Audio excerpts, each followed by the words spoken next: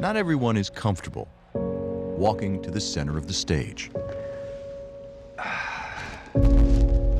considering how lonely it can be out there, all by yourself. But if you're one of the rare ones who embraces it, the spotlight can be the best place for you to counter your burdens and carry them out of the dark. The energy that you pull from it and the adrenaline that comes with it, if you can channel it the right way, it makes you better than you could be without it.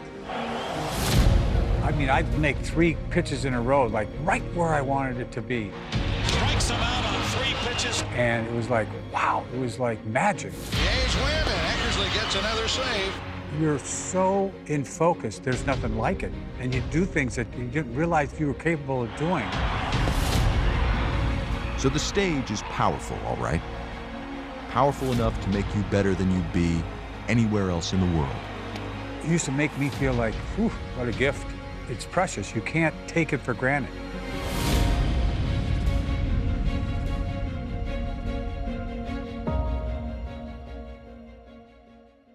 All due respect, I mean, I got to face Mariano Rivera and Trevor Hoffman, those guys. It's like, but there was something different about Eck. There's been nobody like Dennis Eckersley before or since. He was brash, cocky, and great. How great was he? I don't know how long I'm going to live. But Eck, I know, prolonged my life 6 or 7 years because he was a closer. I mean, he'd come out there and go 10 pitches and 3 outs and he's shaking hands. And the game is over on a called strike 3. We never, as broadcasters, ever said, you know, let's close up the shop. But we did with him. Got him! And the game is over that quickly. The way he stared in like one-eyed, I couldn't remember seeing a pitcher be able to throw strikes wherever he wanted to throw them. Look at that location. He was like a musketeer doing it, a marksman. He seems like he's always ahead in the count. He's just amazing. Dennis is kind of like a man on an island, you know? He's just so good at what he does. None of us are really worthy of being his teammate. You know, I mean, that's honestly how it feels. Looks like a demon, paints like an angel. He's so handsome, and he's Zorro, and he's got the mustache and the hair. He's ringing guys up, he's pointing at them, he's shooting them down. And there was some hard feelings, and he didn't care. And that's like, well, get a hit next time, too bad. Hated him. Hated him. He was pretty arrogant. I try to have presence on the mound because I think that hitters can sense a pitcher when he's not real confident. So I try to play the part. You had to play the part. You know, I played this confident guy, but deep down inside, that wasn't me at all. People see his larger-than-life personality, and they don't necessarily see what he was going through. I don't know many people who've had the kind of life that Dennis Eckersley has had, who are still at ease with themselves the way he is. I can't. Bro. I'm just gonna go. It comes off as light, but under the skin, there's so much there. It's still right there, hot to the touch. That's all I got, man. He is comfortable in his own skin, but when you talk to him and you meet him, you realize that took a lifetime to get there. The life of Dennis Eckersley began in 1954, here in Fremont, California, 26 miles south of Oakland, where he grew up idolizing the stars on the Bay Area's only major league team at the time. This is early 60s. I was a Giant fan. And, you know, Willie Mays, and really, for me, more than anything, was Juan Marichal. He was the guy. I saw that big leg kick. You know, it had a lot to do with being able to throw the ball harder than anybody else at that time, because I, you know, implemented that big leg kick. He was a baseball fanatic from the start, and talented enough to get picked by the Indians in the 3rd round of the 1972 draft, just days after he graduated high school. The scout that signed me was picking me up, and he had this Mercedes, this old diesel Mercedes. He's picking me up. I've never been away from home.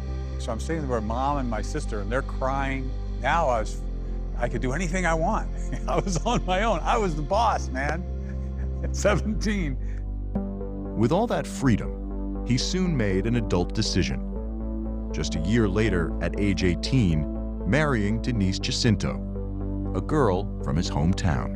It was a settling thing to do because, you know, left to my own, being by myself, I was all over the place, having a good time, you know. Looking back, it was probably, you know, had a lot to do why I made it. 2 years later, at age 20, Dennis Eckersley began his big league career in Cleveland, playing for Hall of Famer Frank Robinson. I came out of the bullpen right away. He was just trying to sort of piecemeal the big leagues to me. So I was lucky to not give up any runs. In fact, as a reliever and then a starter, Eckersley didn't allow a single earned run over the first 28 innings of his career.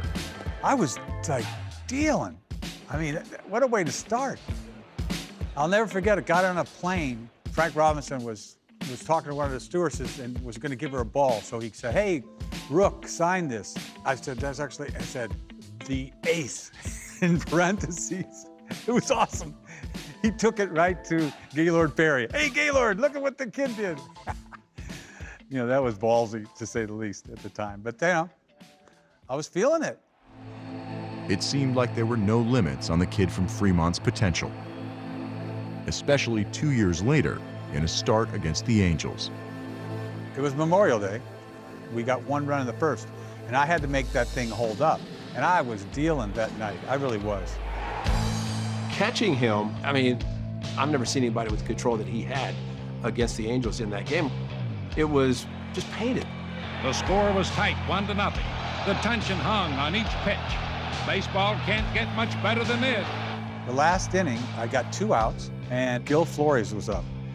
And the photographers, guy kept running out by the coach's box and was like setting up his camera. Well, he was bothering Gil Flores, and I'm chomping at the bit. This is the last out. And he's taking his time. I went off.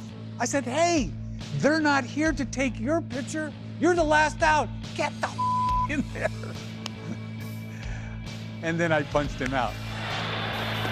Strike 3. It's a no-hitter. How about that? Dennis Eckersley was 22 years old, an all-star, one of the best young pitchers in the game, which made it a shock when after 1977, the Indians traded him. My reaction was, how can you trade me? How do you trade me? You know, you gotta be kidding me. It's the first time in your life where you say, you are replaceable. And yet the trade was hardly the only stunning news Eckersley would receive that offseason. After throwing a no-hitter and being named an all-star at the age of 22, Dennis Eckersley had been traded from the Indians to the Red Sox before the 1978 season. It was tough. Those people are like your family. You love these guys, but it's the best thing that ever happened to me. I don't know what would have happened if they didn't trade me. Because he was about to learn something shocking from 2 of the most important people in his life. Rick Manning was my best friend. He played center field. And my wife and I, we were like, you know, the 3 amigos, man. We were tight. And my wife fell in love with him. And she told me she wasn't in love with me anymore. And it was devastating. I had a little girl, Mandy, that was 2 years old. It floored me. That whole thing, they were the best of friends. And they still were friends. It was never like, oh, I can't believe it was Rick Manning. I never felt that the bitterness was to Rick Manning. I just remember Manny would get a hit or 2 off of him, you know, every time we played him. That drove me nuts. I wanted to say, okay, let's just drill you for a little while. But that never did. He just kept battling. That's a whole other level of forgiveness, isn't it? He was the stepfather of my daughter. She had no idea. She thought, I have 2 dads, you know? And so that was what was important, is her, you know, knowing that, oh, my dads get along. And then I think that's important. He did the best he could. I stayed back in Cleveland with my mom. So it was hard having him not getting to be part of the day-to-day as much as I would have liked. But when we did get time together, we were completely engaged with one another. It wasn't easy, but when you grow up that way, you don't really know the difference and you make the most of the time that you have. And in Boston, Eckersley found a way to be even better than he'd been in Cleveland. I put my nose in the game, man. When I went to the mound, I was hungry. I wanted outs. I had to have it. Got him. Ball strike. He was a Yankee beater. I think of the times when we faced the Yankees in Yankee Stadium, and he would just quiet the crowd. He won 20 games for the Sox in 1978 and quickly became the toast of the town, on and off the field. Well, I was kind of a madman. Disco Denny. He's going to Daisy Buchanan's, and he's between marriages, and he's just a cool dude. He's out of his mind. I was aware that he liked to have a good time. And there was one time he gave up 5 or 6 home runs in Yankee Stadium. And I wrote a line watching the home runs. He was spinning around on the mound like he was at Studio 54. And the next day he said to me, "Peter, that was a cheap shot." I said, "What?" "The Studio 54 line in your story." I said, "Why?" "I thought it was a funny line." He went, "I was there." He was like the coolest guy ever. But the thing that I learned the most from him was he's the most honest guy I ever played with. He never, ever ducked an interview. He never, ever hid behind anything or anyone or any excuse. I went, I think, 11 or 12 years to do the rookie development program for the Cleveland Indians. And I always told the same story, and that was, of course, the famous Boston Massacre weekend. It was early September of 1978, with the wind blowing at Fenway, and Eckersley on the mound, trying to keep the Sox dwindling division lead against the Yankees intact. The Yankee runners at first and second, and 2 outs in the 4th in a scoreless ball game. Frank Duffy was playing second, and Lou Piniella hit the pop fly to right field. Into center field, Fred Lynn with the glasses down. 5 guys surrounded out there. It was windy, and the ball dropped. And the wind's blowing the ball away, and it's a fair ball. 1 run scores, and Piniella will go on to second base. And then I couldn't stop the bleeding. Knock, knock, knock, knock, knock. The Yankees come up with another 6-run inning, and Eckersley, who has not lost a game all year here at Fenway, is being taken out of the ball game. After the game, you know, all the reporters were by Frank Duffy. Man, I was over at his locker saying, "Get away from this guy, man." And he's yelling at the media. He said he didn't load the bases. He didn't hang the 2-strike slider to Bucky Dent. He doesn't have the L next to his name. The L goes next to Eckersley. And then he started the interview, and Frank, for years, never forgot it. I've never forgotten it. It was like one of the greatest exhibitions of the definition of a teammate. That same year, Dennis began moving on in his personal life as well, when he met Nancy O'Neill. I met her at Daisy Buchanan's. 2 years later, we got married in 1980. 2 children would follow, Jake and Allie. Try to figure things out again with a relationship and taking care of myself. But still, you know, there's lingering things still going on that I hadn't really identified until I got to Chicago. Over the late 70s and early 80s, Dennis Eckersley was one of the workhorses of the Red Sox rotation. But as he approached his 30s, the load began to take its toll. Lost my gas, you know? It's inevitable that that's going to happen because I'm a sidearm slinging guy, and I had thrown a ton of innings. In May of 1984, the Red Sox traded Eckersley to the Cubs for first baseman Bill Buckner. And in Chicago, Eckersley would come face-to-face with a problem that had nothing to do with his arm, his taste for the baseball nightlife. That's when the drinking was starting to get out of hand. You know, you're in Chicago, day games, go out at night. It's so conducive to doing that. You know, and I could handle it, I thought, because I'm starting pitching once every 5 days, you know, just mellow out. the night before you pitch. Ball players in those days, you were passed down how to hit, you were passed down how to pitch, and you were passed down where to go have a drink. You played hard, you pitched hard, but you also went out and drank hard with your teammates. Knew that I had a problem. You know what I mean? You know. I've seen the worst of it. You know, my brother, he couldn't control it and found himself in jail. I mean, it's just awful. Life destroyed. It happens if you don't stop. You know, it's going to get you. It's slow death. Eckersley would finally be forced to confront his issues head-on at a family gathering. The off-season of '86, I was with my daughter, and I brought her over to my sister-in-law's house and proceeded to get drunk. And I had no idea that she had a camera on me and taped me the whole time.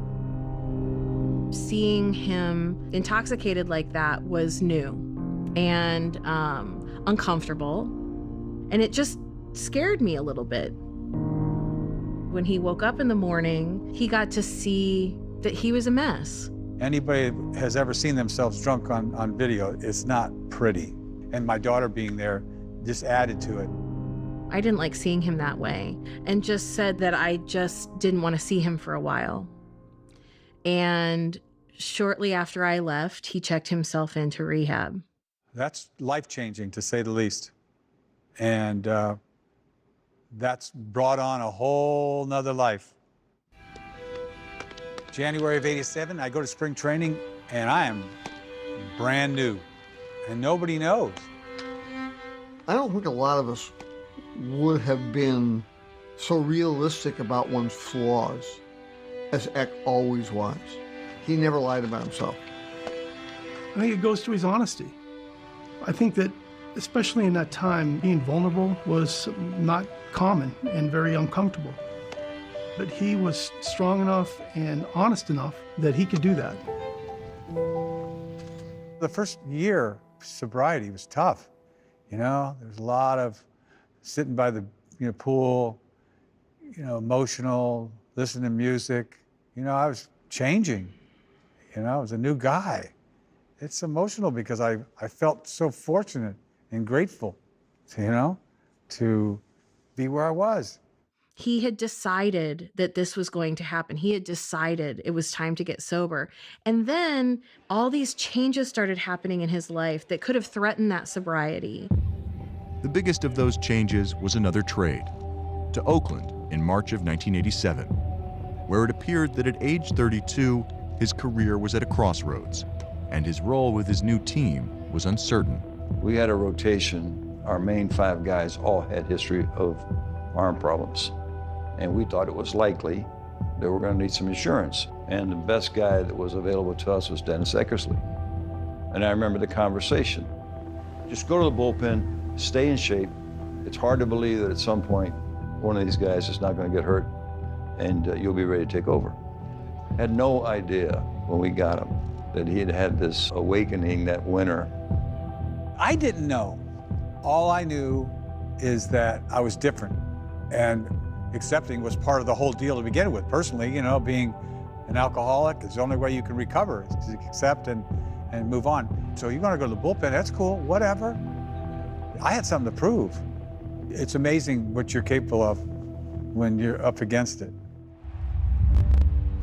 The first sign of what was to come came in an early season matchup against the eventual world champion Twins. Kirby Puckett, Gary Gaetti, Kent Herbeck, they had a team. And when he went out there, he wiped out 3 guys in nothing flash. And the way he did it, heck was that. Wow. Faced 4 guys and he struck them all out. When he did it the second time, you couldn't help but notice that there was something that was just flashing at you. Man. Physically, my arm was getting better. Swing and a miss, strike 3. Eckersley ends it. My gas came back, you know what I mean? And every time he went to get me, man, I was ready. And the game is over on a called strike 3. By the end of the season, Dennis Eckersley had taken over for the injured Jay Howell as the A's closer. even though as the winter began, his perspective on where he really belonged hadn't yet changed. When the season was over, Tony came to me saying, "What do you want to do next year?" And I'm saying, "I want to start." Or the winter meetings, and Sandy Alderson traded for Bob Welsh as a starter and traded Jay Howe. So I get on the phone and I called him. He says, "Yeah, I know, I'm a reliever." In 1988, the remarkable second act of Dennis Eckersley fully bloomed, with Eck not just emerging as baseball's best closer, but a player whose dominance changed the game itself. He got him looking. That was an overmatch there. Dennis was a great starter, but he was a better reliever. Somehow, some way, he went from where it looked like it was the end to really one of the best in the game. What a pitch. Boy, I'll tell you, that one had some mustard on it. He set the tone for what a closer is all about. I mean, that was the start of specialty relievers back in the day. For the most part, it became the ninth inning. So physically, you feel good the whole year. You got a great manager that knows how to use you. Tony was 20 years ahead of most people who are used to the bullpen, but he also understood a one-inning closer, particularly a guy like Eck, because he was the first of the one-inning closers. The responsibility was tremendous. There's no other job like that in baseball. He's the only guy on the team that guarantees that you win. If he does his job, you win.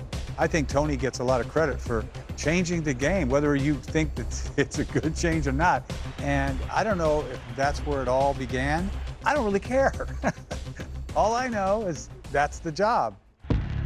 And as he excelled at the job, he also became known for doing it with an emotion and flair that could inflame his opponents. I mean, I do things on the mound sometimes that I didn't believe I did, but it was a relief. He got him, and the Eck doubles up his fist and yells in to Washington, who's going after Eckersley if he gets a chance. It was never premeditated. It was real. It was the moment. The pointing and the reaction and go sit down, it doesn't come from a place of braggadocio. It comes from a place of not wanting to fail. A lot of guys probably tell you they don't get nervous, but they're lying. As long as you're able to channel it the right way, and I think with all my experience, I know how to channel it. It takes having not done well in those situations to know what it feels like not to be successful. But Eckersley's success in Oakland was made all the sweeter by where it was taking place. I got to Oakland, man, back to my hometown. It's what I needed. Around that same time, I was moving back to Oakland myself with my mom, and his parents were here. He had not only this new lease on his career, but he had his family to play for in a town where people were really rooting for him. So 1988 was shaping up as a dream season for Dennis Eckersley and the Oakland A's. We won over 100 games. I saved 45. We had a great team. We had it going on, and we didn't stop. And Oakland wins the American League West. I saved 4 games in the playoffs, so I'm on top of the world. And it's over now. He has just been superb. They played Boston, his former team, and they swept them in the ALCS. And the Oakland A's have won the American League pennant. And my dad was named the ALCS MVP. And I'd not seen my dad so satisfied and so proud, maybe ever. Hey, it's the best I ever felt in my life. Do you ever think this would happen to me last year? I feel like I deserved success, you know, because I earned it. So this is supposed to happen. The A's were heavy favorites against the Los Angeles Dodgers in the '88 World Series. And everything was going to plan in Game 1. When Eckersley entered the ninth with a 4-3 lead, looking for the save. I watched it live, not in LA, but from my television set in Fremont, California, after having begged my dad to make the trip to LA. Popped up around the bag at second. It'll be Walt Weiss. 1 down. promise I'll be good. I promise you won't even know I'm there. Like, just please let me go and miss school and go see. No, there's a lot on the line. No. Sidearm, mean, strike 3 call. That came from around the corner. It seems like it's supposed to just end. It's just supposed to be over. 2 out, 9th inning. Oakland 4, Dodgers 3, and here is Mike Davis. Then I walked Michael Davis, who I know very well. I played with him. A lot of respect for him, even though he had a bad year that year. And I nibbled. And then Kurt came up. And look who's coming up. And it was like, what theater that was. And with 2 out, you talk about a roll of the dice. This is it. And I was like, oh. All I was thinking at the time was, would you get in the box? It's the worst part is standing on the mound waiting for somebody to come. And he had a good reason to take his time because he had a bad wheel, right? 2 bad legs, the bad left hamstring and the swollen right knee. We didn't think he was even going to play, really. We had a meeting before the World Series of going over the hitters, and when Gibson came up, it was really quick. Just throw him gas, you know, because he wasn't himself at all. Fouled away. I got ahead of him like nothing. Boom, boom, boom, fastball, fastball. I mean, I threw him a ton of fastballs. Fouled away again. He looked bad. He looked bad. But he fought. Little nubber, foul. And how I got 3-2, I'll never know. And I threw him a backdoor slider that I've been living with for 30 years, man. One of their top scouts for the Dodgers, they were saying if Eckersley got to a 3-2 count, he was always going to be a backdoor slider. That was the only pitch that Gibson could hit, was a slider. High fly ball into right field. She is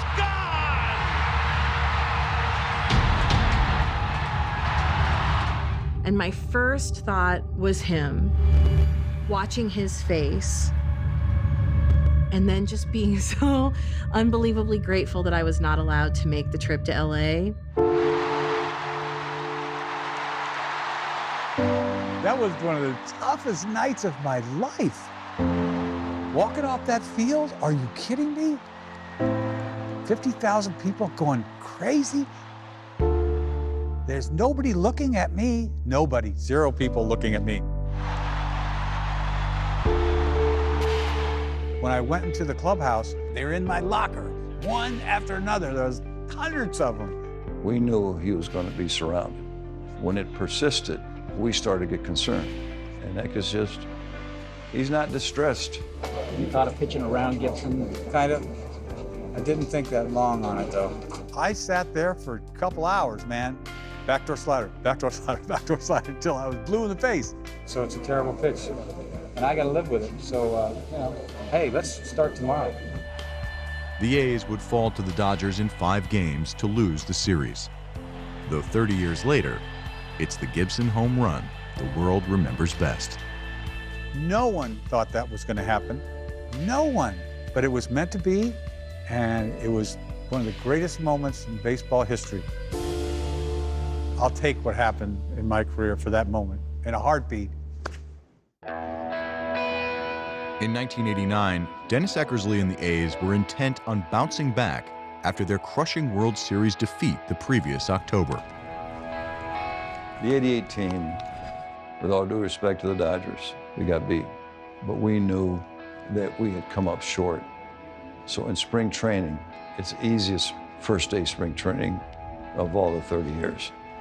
Fellas, starting today, we're on a mission. And so Eck was a big part of that. Strike 3. Eckersley gets the job done. We didn't know it at the time. We saw it unfold like everyone else did. But he was built to exist on that sort of pressure plane. And a called strike 3. He kept getting better and better. 3 walks in 57 innings. I mean, how many pitchers can you say are at the very top of their game in their 15th year? When I came in, the game was over, and then it becomes something special. It's like, here he comes, he's gonna get these 3 outs, and we're gonna go home. and everybody expects it to happen. It was like magic. Stretch, pitch. He struck him out, and the A's win the ball game. The A's would win 99 games in the AL West in 1989, sending them to the ALCS, where Eckersley would save 3 victories, including the clincher. He struck him out. The Oakland Athletics are champions of the American League for 2 consecutive years. Is this champagne sweeter? Does it taste better the second time around? Yeah, you know, you want to win it all. And, you know, last year we didn't, and that's why it's just, for me, I'm waiting. They'd face his old favorite team in the World Series, the San Francisco Giants, and the A's grabbed early command of the series. To Phillips, who juggles but recovers, and the A's lead 2 games to nothing. So what happens? We played 2 games, you know, almost errorless, perfect games in Oakland. The Battle of the Bay continues. Game 3 of the 1989 World Series. And then the earthquake hits. I'll tell you what, we're having an earthquake.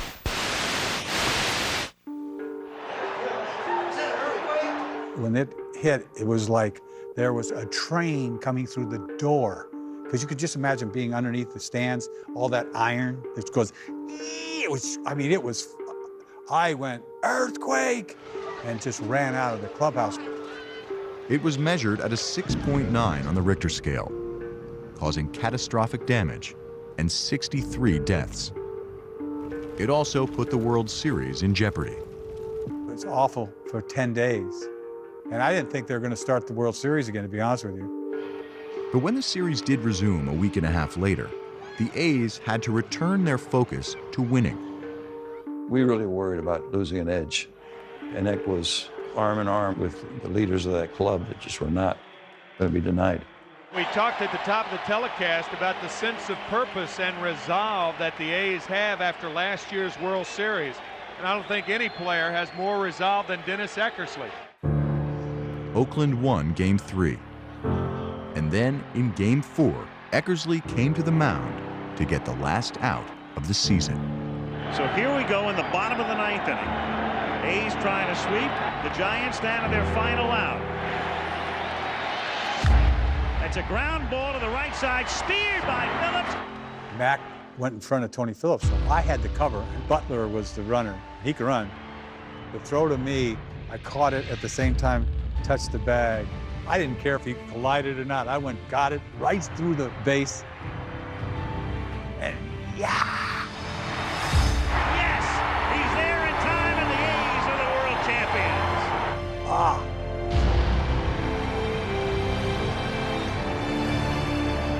Especially after what had happened the year before. I didn't have to suffer. Just 1 year, almost to the day. Yeah, we won. And I'm in Candlestick Park, where I grew up as a kid, watching the Giants. I mean, come on. And I guess maybe the only World Series in history where the result someday will be nothing but a footnote. It was 2 games and then 2 more games a week later. The story of the series is the earthquake. That's unfortunate for them. After the earthquake situation and everything, does it take away something from the celebration tonight? Yeah, it does. Didn't celebrate, really. And that's the way it should have been. After 1989, Eckersley continued one of the most dominant runs by a closer ever. 48 saves, just 4 walks, and a 0.61 ERA in 1990. And at age 37, 51 saves, and the AL Cy Young and MVP awards in 92. He struck him out swinging! But all the success was accompanied by doses of disappointment. Another World Series defeat in 1990, and another crushing postseason home run in 92. How do you explain what happened? Robbie Almar's great player. And I gave him a good pitch, he could drive out, and he smoked it. I don't know what it is. You just remember the bad stuff. You just do. Not that it outweighs the good, because it doesn't, but, you know, it stays with you. Keeps you humble. I've had enough to be humble about.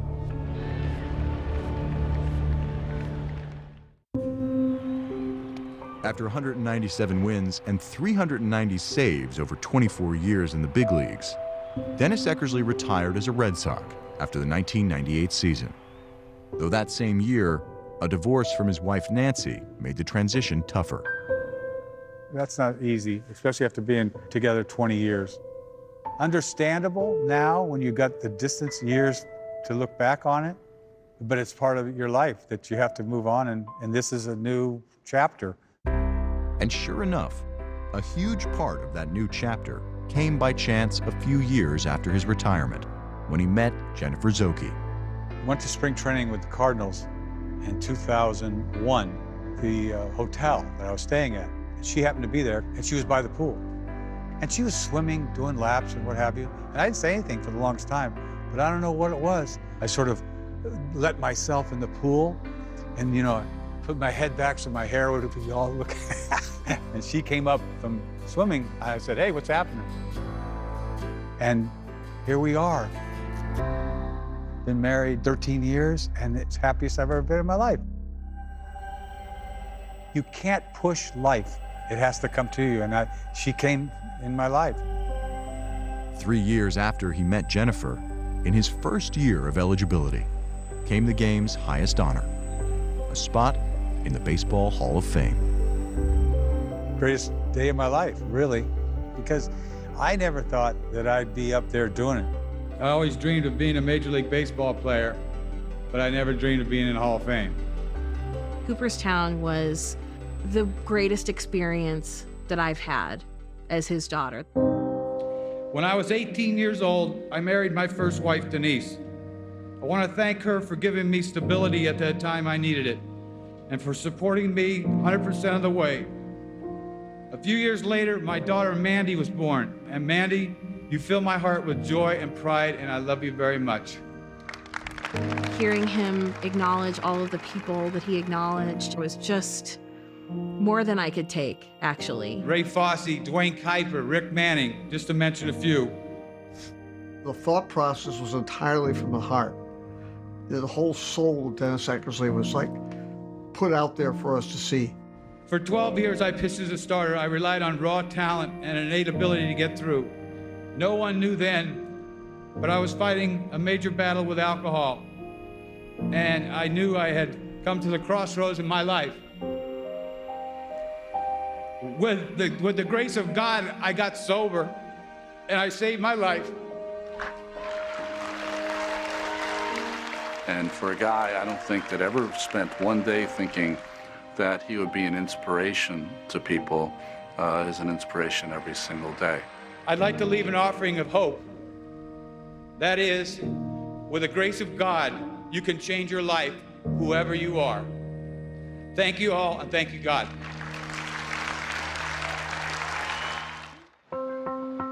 Two decades removed now from his last pitch, Here we are. Hey, Dennis. Hey, what up? Ex-baseball career continues from behind the microphone back in Boston. There's nothing like that adrenaline. You know, you're on, and it's live. You look at he's a little off balance trying to get back in. Whoa! When you are nervous, you are alive, and I like that. I really do. His broadcasting has also revealed his own take on language to the world, long after he became famous for it in the clubhouse. He has his own vernacular, Eck-speak. Bridge, see ya. 3-run Johnson. There's a whole bunch of it, but it's very colorful. Got a habit, another pair of shoes here for David Price. Half the time I don't know what he's saying because I'm not cool enough to understand his lingo, and I pretend to because I want him to think I'm cool. But when he's broadcasting, it all comes out. The 100-mile-an-hour cheese. See ya. The biggest thing is the cheese thing. Fire cheese right at his. I'm going right at him. Here's the cheese, baby. Take it. Yeah, you can't be half-stepping with that mediocre cheese in there. He just loses it. There's different types of cheese. I would usually drop like an educated cheese on him, but that cheese is so bad I can't even drop an educated on him. A guy could throw 90, but know when to throw it, at the right time to throw it, and so that's educated cheese. Mediocre salad right down Broadway. He smokes this ball up the middle. He's got salad. You got salad. Let's toss salad. It's like not throwing very hard. It's like mediocre, you know what I mean? And so it's like salad. Everybody knows Moss. I got the bad moss today, man. Eck talks about moss endlessly. He's a big fan of moss. Great head of hair, you got great moss. There's that moss, that yellow moss, or maybe it's orange. Dennis invented the walk-off. The Red Sox walk it off. Mookie Betts. And it wasn't the hitter walking it off. It was him walking off. I threw it, he hit it, I walked off.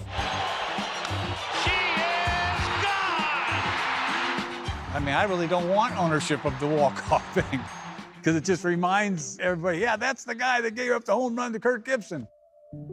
As much as the Eck speak, it's the honesty that sets him apart. They dropped a Denny disco on me, remember? Because I went to Studio 54 the night before or something. You're not supposed to tell anybody we went to Studio 54. You know what I used to see in there? The artist, the guy that painted those tomato cans, Andy Warhol. Right, You couldn't miss him. He's Sure. kind of an albino dude, right? If he's sitting there. I said, I know who that guy is. I shouldn't have gone there. He's so brutally honest and he's so true. The personal demons that are there with Eck, he talks about that very openly. Now, Eck, Jerry, I'm curious, who are some of the guys that you guys were close with despite being in the middle of a rivalry? I don't know about a rivalry. I had a real close friend that stole my wife. How about that? It's like, whoa. Gee, Zach, you had to go there, right there? That's the first place I went. It takes a certain kind of self-awareness, introspection, and confidence to talk openly about your teammate running off with your wife. One of the things we all love about you, you are an open book. Oh, yeah. That can be dangerous. It can be dangerous to be as blatantly honest as Eck is and pull no punches. There's my buddy. There was an incident on a team charter a year ago where David Price had some words for Dennis Eckersley. The dust-up is attributed to a moment where Eck sees the rehab assignment of Eduardo Rodriguez. Eduardo Rodriguez made his first rehab start tonight. Yuck. Eck walks on the plane and Price stands up and confronts him. There he is, the greatest pitcher who ever lived. This game's easy for him. And players start applauding this demonstration. And it was very embarrassing for Dennis. He said it was the most embarrassed he's ever been in his life. Now, consider that. I don't really know what to say about it. All I could say is my side of it is like, it was humiliating. And I don't really quite get it. Because I didn't need that.